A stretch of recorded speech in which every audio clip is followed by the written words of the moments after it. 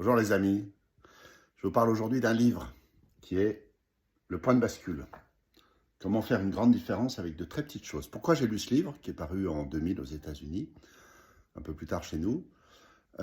Pourquoi je vous parle de ce livre, c'est que j'ai toujours considéré que la violence se comportait comme une épidémie. Or, ce livre prétend que absolument tous les phénomènes, tous les changements, donc la violence en particulier, mais aussi les changements positifs, les modes, les, même les changements commerciaux, les nouveaux produits, se comportent également comme des épidémies.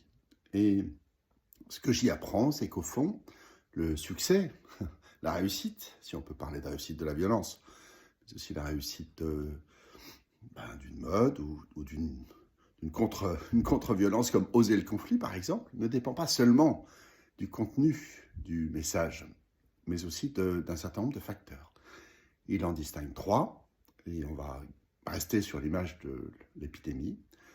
Pour avoir une épidémie qui fonctionne, si j'ose dire, il faut avoir des porteurs, il appelle ça des oiseaux rares, tout simplement parce que dans les épidémies, les gens qui contaminent, en fait, ne sont pas également répartis. Beaucoup de gens contaminent une ou deux personnes, et quelques personnes, quelques porteurs, contaminent beaucoup de personnes. C'est ça qu'il appelle les oiseaux rares, et c'est ce qu'il nous faut pour que l'épidémie fonctionne. La deuxième, c'est ce qu'il appelle l'adhérence, c'est le fait que le virus reste actif, au fond, chez un porteur. Autrement dit, si vous avez une idée et que vous voulez la répandre, il faut que le message soit mémorable et qu'il reste ancré, compréhensible, qu'il atteigne sa cible. Si j'ose dire, ça, c'est plus à notre portée. Et enfin, le troisième, c'est le contexte. Une épidémie marche mieux en hiver qu'en été, bien souvent, tout simplement non pas parce qu'il fait froid, mais parce qu'on est confiné.